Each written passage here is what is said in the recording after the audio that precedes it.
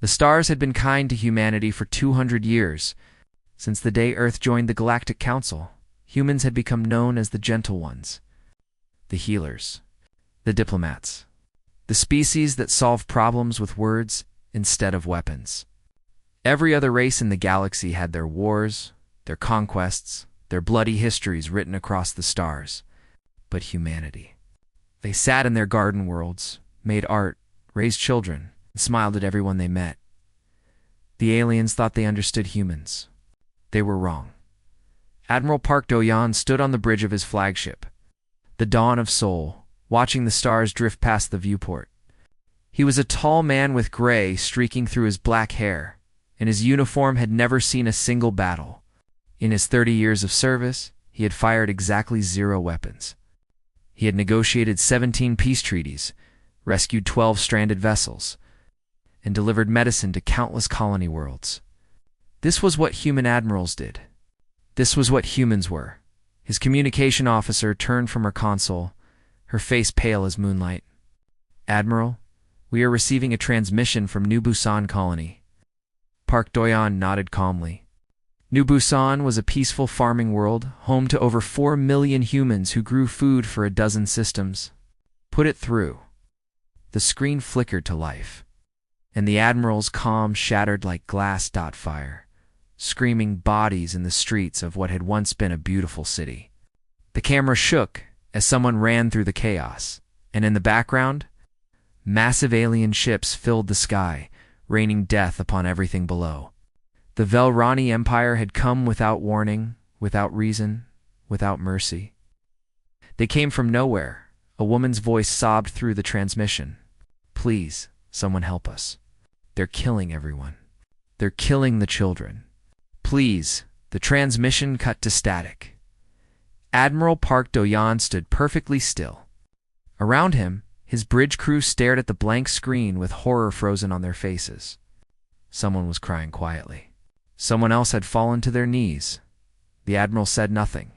He simply walked to his command chair and sat down. His hands did not shake.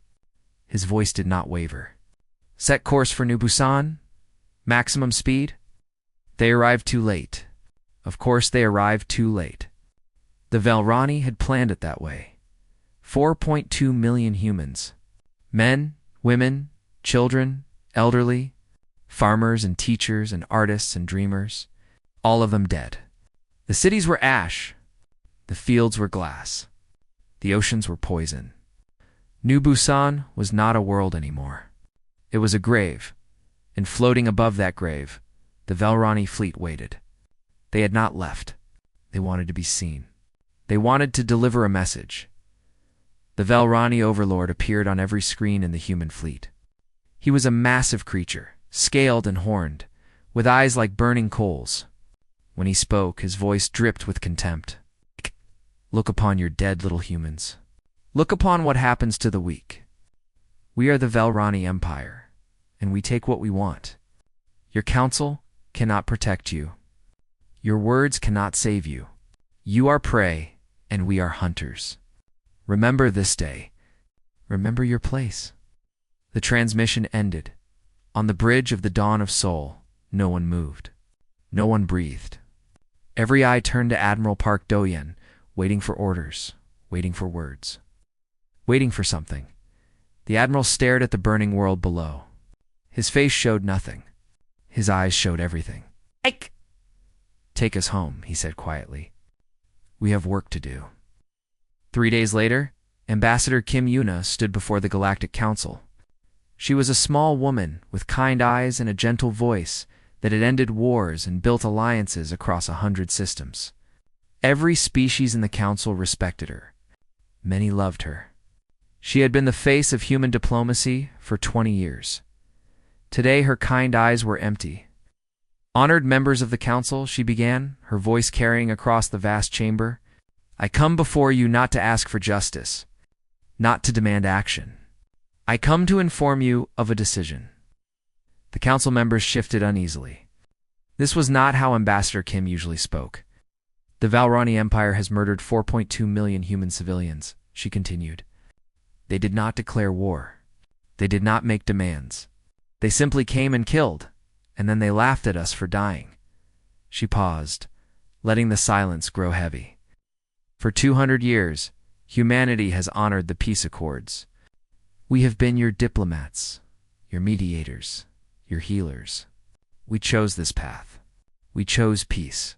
Her voice hardened almost imperceptibly. "The Velrani have made that choice for us now. They have taken peace from our hands."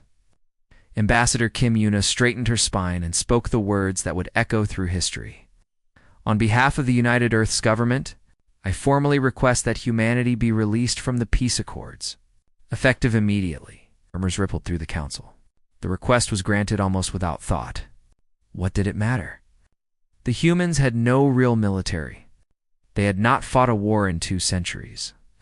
Everyone knew they were weak. This was probably just a symbolic gesture, a way to process their grief. The aliens did not understand. They had never understood deep beneath the mountains of Korea. General Lee Tai-woo walked through corridors that had not seen light in 200 years. Emergency lights flickered on as he passed, revealing dust-covered walls and sealed doors that seemed to groan at his presence. He was an old man, but he walked with purpose. He carried a key that had been passed down through his family for generations, a key that opened a door that was never meant to open again. The vault waited at the end of the corridor. Massive, silent, patient, general. Lee pressed his key into the lock and spoke the words that had been taught to every keeper of this place. "In the hope of peace, we sealed our nature. In the face of evil, we reclaim it." The door opened. Beyond it lay the largest military installation ever built by human hands. Ships of war lined up in endless rows, their hulls dark and waiting. Weapons that could crack planets sat in perfect preservation. War machines designed by ancestors who had known the terrible truth about humanity stood ready to wake 200 years ago. Humanity had looked upon its own history and felt shame. The wars, the bloodshed, the endless capacity for destruction. They had sworn to be better. They had buried their weapons and chosen a different path they had hoped they would never need. These things again. General Lee Tai-woo walked among the sleeping giants of human warfare. Behind him, engineers and soldiers followed in stunned silence, seeing for the first time what their ancestors had hidden away. "Wake them up," the general said, his voice echoing through the vast chamber. "Wake them all up." Somewhere in the galaxy, the Velrani Empire celebrated their easy victory over the weak humans. They had no idea what was coming. 1 month after the massacre, Earth changed. It did not happen with riots or panic or chaos. That was what the galaxy expected. They expected humans to weep and wail and beg for help. They expected the gentle diplomats to crumble under the weight of their loss. Instead, something else happened. Something quieter. Something far more terrifying. Humanity remembered Captain Choi Yoon-ji, stood in the command center of the newly awakened warship Warren, watching her crew prepare for departure. She was 28 years old, with sharp eyes and steady hands. Her family had lived on New Busan. Her mother, her father, her younger brother, who had just turned 16, her grandmother, who had survived 100 years only to be burned alive by alien fire. She had cried for them, once, in private. Then she had dried her eyes and volunteered for the First Strike Fleet. "Captain," her first officer said, approaching carefully, "the crew is assembled. They are waiting for your words." Choi Yoon-ji nodded and walked to the central platform. Around her, 300 sailors stood at attention. They were young and old, men and women, all of them carrying the same quiet fire in their eyes. None of them had ever seen war. None of them had ever killed. But every single one of them had lost someone at New Busan, either directly or through the endless web of human connection. "I will not give you a speech about vengeance," she said, her voice calm and clear. "I will not tell you to hate the Velrani. Hate is easy.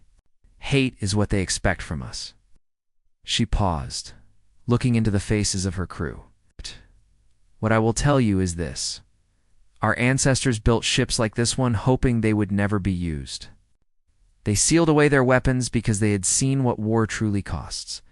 For 200 years, we honored their sacrifice. We became something better. Her jaw tightened. The Velrani have forced us to remember what we were. They looked at our kindness and saw weakness. They looked at our mercy and saw prey. They were wrong. And we are going to teach them exactly how wrong they were. The crew did not cheer. They did not shout or stamp their feet. They simply stood straighter, their eyes burning with something ancient and patient and utterly terrifying. On the other side of Earth, Dr. Beek Jasu stood before a room full of young soldiers. She was a military historian, one of the few who had studied the sealed archives of human warfare. For decades, her work had been considered morbid, unnecessary, a reminder of things best forgotten now. She was the most important teacher on the planet. "Open your tablets," she said. "Today we study the Battle of Stalingrad." The young soldiers obeyed. Images filled their screens. A frozen city. Millions of soldiers fighting street by street, building by building, room by room. Corpses stacked like firewood. Men eating rats to survive. An entire generation feeding itself into a meat grinder for a single strategic point. "Why are you showing us this?" one soldier asked, his face pale. "This is horrible." "Yes," Dr. Beek agreed. "It is. This is what your ancestors were capable of. Not because they were evil. Because they were determined. Because when humanity decides something must be done, we do not stop. We do not negotiate. We do not give up. We endure any cost, suffer any pain, make any sacrifice until the job is finished." Clicked to the next image. Hiroshima. Normandy. Some Gettysburg. An endless parade of human conflicts stretching back through millennia. Velrani believed they understand war, she continued. They are conquerors. They attack the weak and run from the strong. They have never faced an enemy who would rather die than surrender.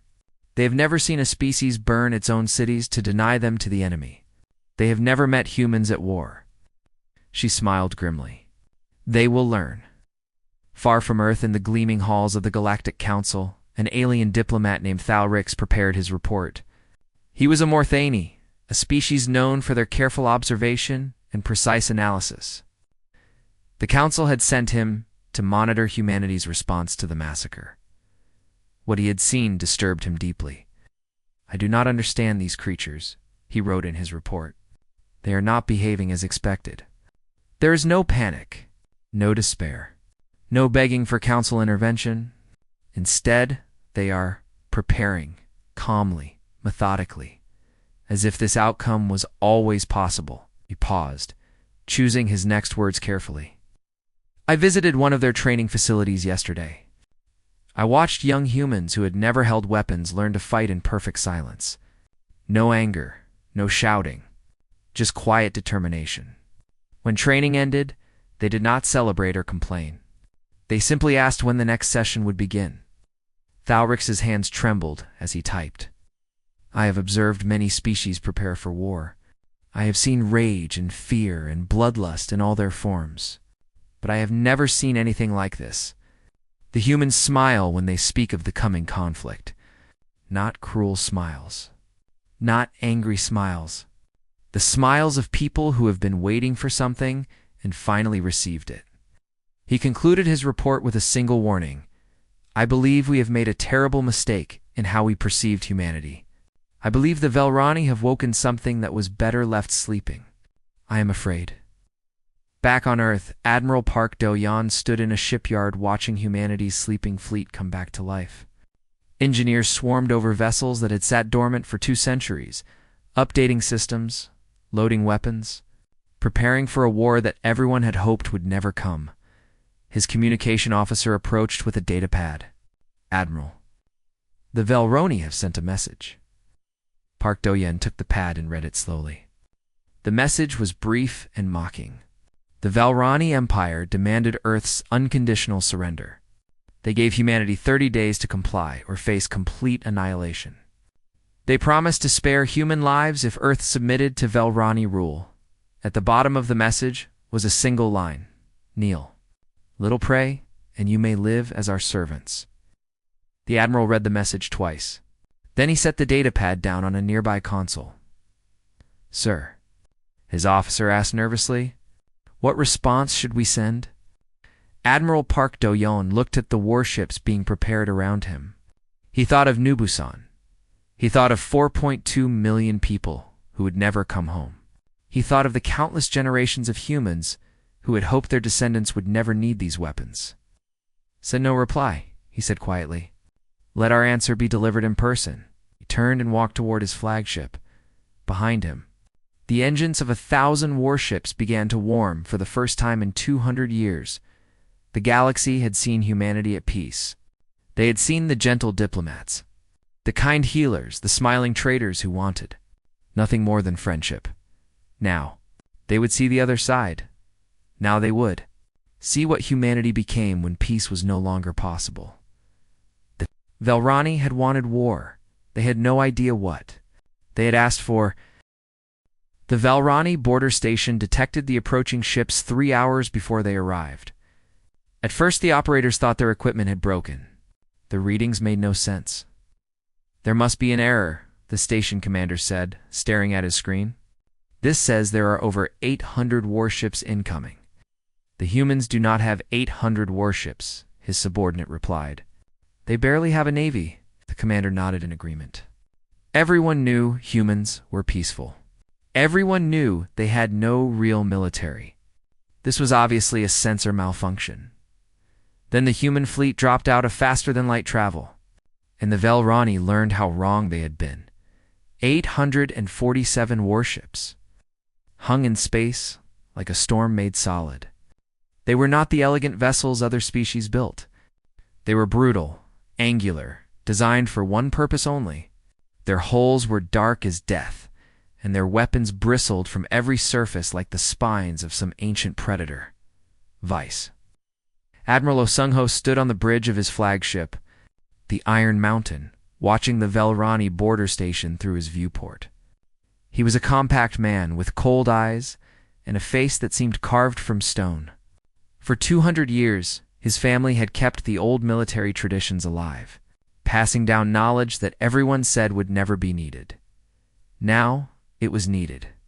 "Admiral," his communications officer reported, "the Velrani station is broadcasting an alert. They are calling for reinforcements." "Good," Osungho replied. "Let them call. Let them all come." He turned to his tactical officer. "Begin broadcasting." Lieutenant Kong Mira had prepared for this moment her entire life. She was a psychological warfare specialist, trained in methods that most humans had forgotten existed. She pressed a button, and her voice carried across every Velrani communication channel in the sector. "People of the Velrani Empire," she said, her voice calm and pleasant, "you do not know us. You think you do, but you are wrong. You saw our kindness and thought us weak. You killed our children and laughed at our tears. Allow me to correct your mistake." The broadcast switched to video. Images of human history began to play. The trenches of the First World War, where millions died for meters of mud. The firebombing of cities, entire populations burned alive in single nights. Mushroom clouds rising over Japan. The fields of Cambodia. The ruins of Syria. An endless parade of human violence stretching back to the very first murder. "This is what we were," Kong Mira continued. "This is what we chose to leave behind. For 200 years, we locked away our nature. We hoped to be better. We tried to be kind." Her voice hardened. "You took that from us. You woke the thing we buried. And now, you will learn what happens when humanity stops being gentle." The transmission ended. For a long moment, silence hung over the Velrani border like a held breath. Then the human fleet advanced. Overlord Drathus of the Velrani Empire received word of the invasion while celebrating his victory over the human colony. He was a massive creature, ancient and powerful, scarred from 100 successful conquests. He had never lost a battle. He did not intend to start now. "How many ships?" he demanded. "Over 800, Overlord." Drathus laughed, a sound like grinding stones. "Impossible. The humans have no such fleet. They have one now, Overlord. and they are advancing through our border defenses like they are not there. The first reports from the front lines were confusing. Velrani commanders sent frantic messages describing human tactics that made no sense. The human ships did not fight like other species. They did not maintain distance and trade precise shots. They charged directly into Velrani formations, weapons blazing, accepting terrible damage to deliver even worse. "They are insane," one commander reported before his ship exploded. "They fly into our guns. They sacrifice their vessels to destroy ours. They do not care if they die." Overlord Drathis began to feel the first stirrings of unease. Fleet Commander Shinhejin guided her dreadnought, the Goimgong, into the heart of the Velrani formation. Explosions bloomed around her ship. Damage reports filled her screens. She ignored them all. "Target the enemy flagship," she ordered. "All forward weapons," Commander, her first officer, protested. "We will not survive a direct approach." "I know," Shinhejin replied. "Fire anyway." The Goimgong plunged through the Velrani fleet like a knife through flesh. Smaller ships threw themselves in her path, dying to clear the way. Fighters swarmed around her, protecting their flagship with their lives. This was how humans fought. Not for personal glory. Not for survival. For victory, the Velrani flagship tried to retreat, but it was too slow. The Goimgong's weapons carved through its shields, crippled its engines, and left it spinning helplessly in space. On the bridge of the Iron Mountain, Vice Admiral Oh Sung-ho watched the enemy formation collapse. The Velrani were retreating, their confidence shattered by an enemy they had never imagined. "Pursuit course," he ordered. "Do not let them regroup." Captain Choi Yoonji stood at the viewport of the Warren, watching the distant flashes of battle. Her ship had been held in reserve for this engagement, but she knew her time would come. She thought of her family, burned alive on New Busan. She thought of her grandmother's face. A tear rolled down her cheek. She wiped it away and returned to her duties. "Captain," her communications officer reported, "we are receiving a transmission from Vice Admiral." Oh, the Admiral's face appeared on screen. "Captain Choi, your ship is being assigned to the second wave. We have broken their border defenses. Now we advance into Velrani space." "Understood," Admiral Choi Yoonji replied. "We will not disappoint you." The transmission ended. Around her, her crew prepared for the battles to come. They moved with quiet efficiency, no wasted words, no unnecessary emotion. They were not the same people who had boarded this ship a month ago. War had changed them. On his command ship, Overlord Drathis reviewed the casualty reports with growing horror. 40% of his border fleet destroyed. His flagship crippled. The humans had lost ships too, but they did not seem to care. They kept coming, relentless as the tide. "Overlord," his advisor said carefully, "perhaps we should negotiate. Offer to pay reparations for the colony attack. The humans are pacifists at heart. They will surely prefer peace too." "No," Drathis growled. "We do not negotiate with prey. Send word to all fleet commanders. Full military mobilization. If the humans want war, we will give them more war than they can survive." He stared at the tactical display, watching the red dots of the human fleet advance deeper into his territory for the first time in his long life. Overlord Drathis felt something unfamiliar creeping into his heart. Fear. The humans were coming, and they were not going to stop. 8 months after the massacre of New Busan, humanity had conquered half the Velrani Empire. The galaxy watched in stunned silence. No one had expected this. No one had imagined the gentle diplomats could transform so completely into an unstoppable force of destruction. Species that had mocked humanity for centuries now looked at their own borders and wondered if they were next. But the strangest thing about the human advance was not its speed or its ferocity. It was what happened after the battles ended. Colonel Moon Jie led the ground assault on Velrani Prime 7, a fortress world that had never been conquered in the Empire's long history. Her soldiers moved through the streets like ghosts, clearing building after building with terrifying precision. The Velrani defenders fought hard, but they were outmatched at every turn in 3 days. The planet fell. On the 4th day, Colonel Moon walked through the ruins of the capital city. Bodies lay everywhere. Fires still burned in the distance. A group of Velrani soldiers huddled against a broken wall, their weapons thrown aside, their eyes filled with terror. "Please," one of them begged. "Please, do not kill us. We surrender. We surrender." Colonel Moon stopped in front of them. She was covered in dust and blood, her face hard as iron. Behind her, her soldiers watched in silence. "Get up," she said. The Velrani did not move. "Too afraid to understand," I said. "Get up," Colonel Moon repeated. "You are prisoners of war. You will be treated according to the conventions of civilized conflict.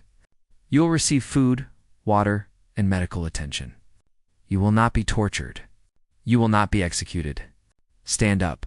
Slowly, unbelieving, the Velroni prisoners stood. Human soldiers moved among them, checking for wounds, offering water, speaking in calm voices. One Velrani stared at his captors in complete confusion. "You are not going to kill us?" he asked. "No," Colonel Moon replied. "We are not you." She turned and walked away, leaving her enemies alive behind her. Across the conquered territories, similar scenes played out. Human forces were brutal in battle, but merciful in victory. They took prisoners instead of slaughtering them. They fed civilian populations instead of starving them. They rebuilt hospitals and schools, even as their warships bombarded military targets. The aliens they liberated from Velrani slavery could not understand it. The Velrani themselves could not understand it. How could the same species that fought with such ferocity also show such kindness? General Vothrak of the Velrani Empire found out the answer the hard way. He had been captured during the Battle of the Crimson Nebula, his command ship destroyed around him. He expected torture. He expected death. Instead, he was taken to a clean cell with a comfortable bed and given food that was actually edible. On the third day of his captivity, a human woman came to see him. She was small and soft-looking, with gray in her hair and kindness in her eyes.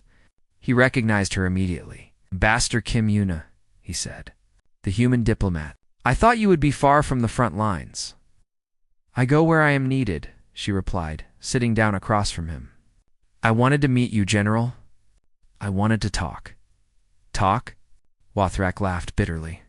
"You have one. What is there to talk about?" "Many things." Ambassador Kim pulled out a small device and projected an image onto the wall.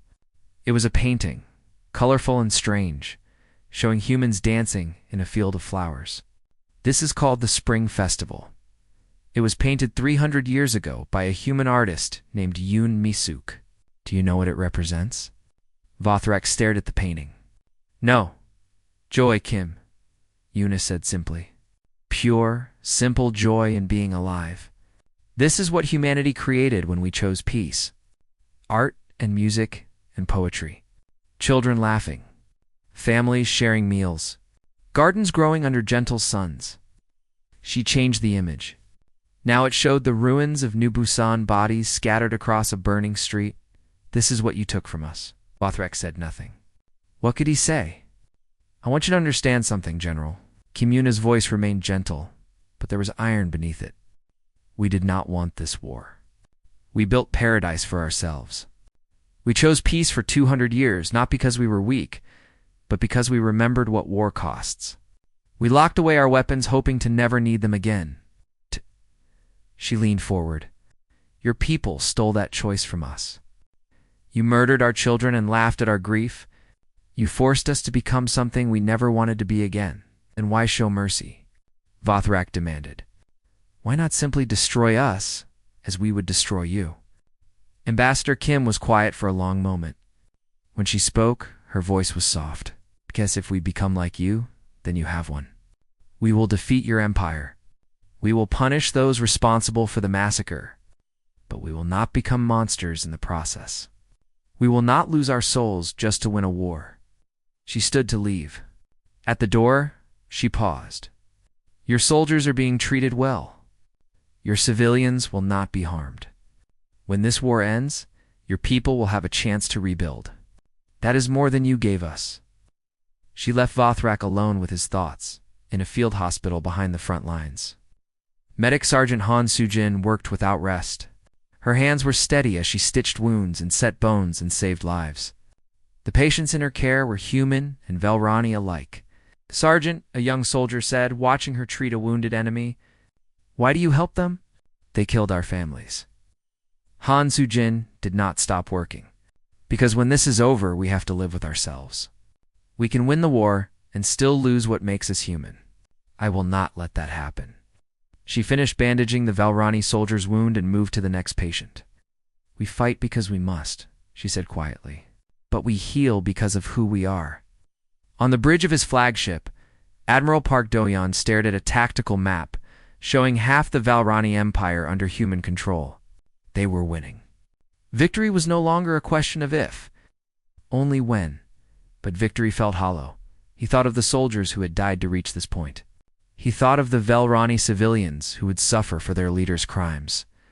He thought of New Busan and the 4 million people who would never see this moment. "Admiral," his first officer said softly, "you have not slept in 3 days." "I will sleep when it is finished," Park Do-yeon replied. He turned from the map and looked out at the stars. "We are almost there. The Velrani homeworld is within reach." "What happens when we take it?" The Admiral was silent for a long time. "We give them a choice," he finally said. "The same choice they never gave us. Surrender and live, or fight and die." He paused. "And then whatever they choose, we go home and try to remember who we were before all this began." He closed his eyes. "I hope we can still find our way back." 1 year after the massacre of New Busan, humanity stood at the doorstep of the Velrani homeworld. The planet hung in space like a jewel, blue and green and beautiful.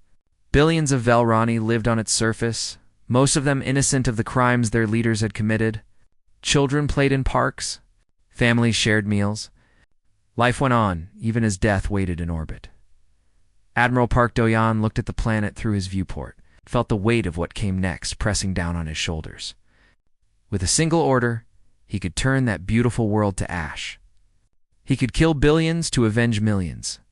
He could give the Velrani exactly what they had given humanity. He would not. "Open a channel to the Velrani capital," he ordered. All frequencies. Emperor Velrath III appeared on the screen. He was old and broken, his once proud scales dull and cracked. The war had destroyed him in every way that mattered. His fleets were gone. His empire was shattered. Only his homeworld remained, surrounded by human warships that could end everything in an instant. "Admiral Park," the Emperor said, his voice hollow, "I offer surrender.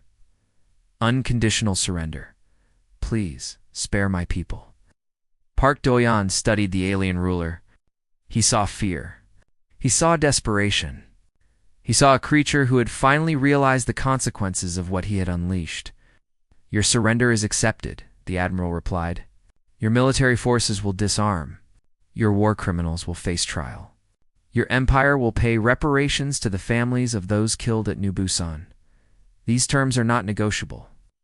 Emperor Velroth nodded weakly. "Yes, yes, anything. But please, you will not destroy us? You will not do to my world what we did to yours?" "No," Admiral Park said simply. "We will not." He cut the transmission and turned to his crew. They watched him in silence, waiting. "Begin landing operations," he ordered. "Secure military targets. Protect civilian infrastructure. Any soldier who harms a non-combatant will be court-martialed.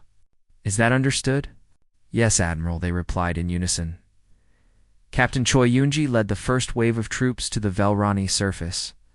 She walked through the streets of their capital city, past cowering civilians and surrendering soldiers, her face showing nothing. Inside her heart, a storm raged. She had dreamed of this moment. She had imagined standing in the ruins of the Velrani capital, watching it burn like New Busan had burned. She had wanted vengeance so badly, it had consumed her every waking thought. Now she was here. She felt nothing but emptiness. A group of Velrani children huddled in a doorway, their eyes wide with terror. They expected death. They expected the humans to do what the Velroni would have done. Choi Yoonji stopped in front of them. She looked at their small, frightened faces, and she remembered her own brother at that age. She remembered his smile. She remembered his laugh.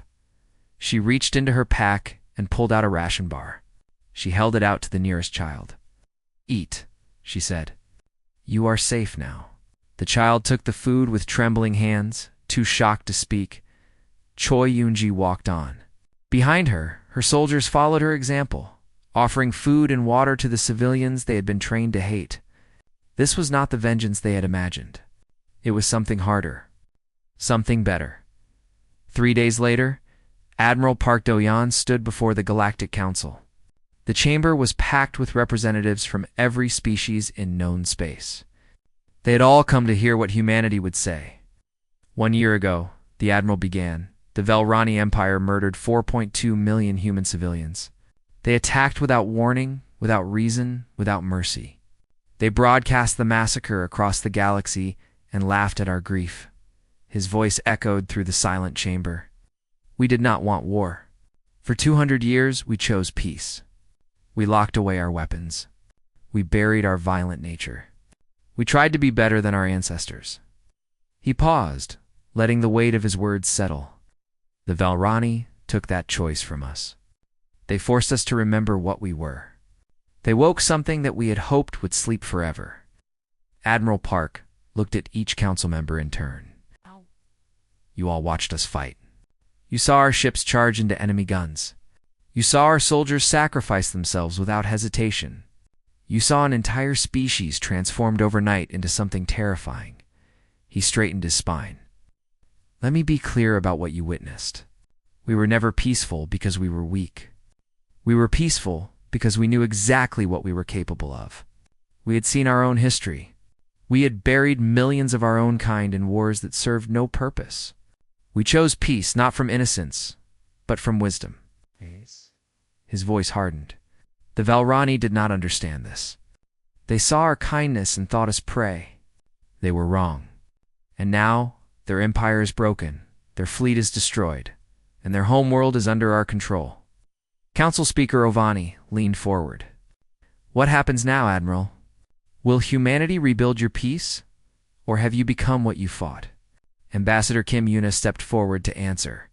She looked older than she had a year ago, worn by war and grief, but her eyes still held their gentle light. Now we go home, she said. We will seal our weapons again. We will return to our gardens, our art, our children. We will try to remember who we were before this began. She looked at the council with absolute certainty. But we will never forget what we learned, and neither should any of you. She turned to address the entire chamber. Humanity does not want enemies. We want friends. We want peace and trade and cooperation. But know this, if anyone attacks us again, if anyone kills our children and laughs at our tears, we will not hesitate. We will not negotiate.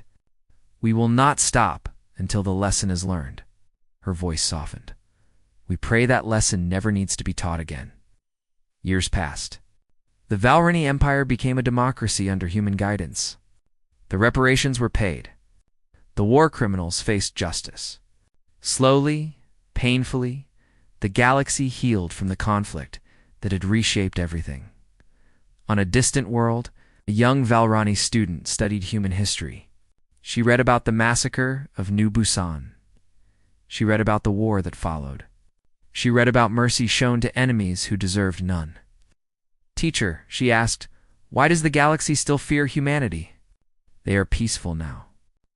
They have not fought another war in decades. Her teacher, an old Velrani who had lived through the war, was quiet for a long moment. Because we remember, he finally said. We remember what they became when we pushed them too far. We remember how quickly the gentle diplomats transformed into something unstoppable. But they showed us mercy, the student said. They could have destroyed our world, but they did not. Yes, the teacher agreed. That is the most frightening thing of all. They had every reason to kill us. We had given them every justification. And they chose not to, not because they were weak, but because they were strong enough to show mercy even to those who deserved none. He looked out the window at the stars. Humanity was never tame, child. They were just patient. They chose peace, knowing full well what they were capable of. That is not weakness. That is the most terrifying kind of strength. The student thought about this for a long time. Will they ever go to war again? The teacher shook his head slowly. I hope not. For all our sakes, I hope not. Somewhere across the galaxy on a blue and green world called Earth, Admiral Park Do-Yan sat in his garden and watched his grandchildren play. The weapons were sealed again. The warships slept in their vaults. Peace had returned. But deep beneath the mountains of Korea, the old machines waited, patient, ready. Humanity had learned its lesson long ago. The galaxy had finally learned it too. And in the silence between stars, a simple truth echoed through eternity. Humanity chose peace, not because they had forgotten how to make war, but because they remembered too well what happened when they did. The universe had been warned. It would not forget.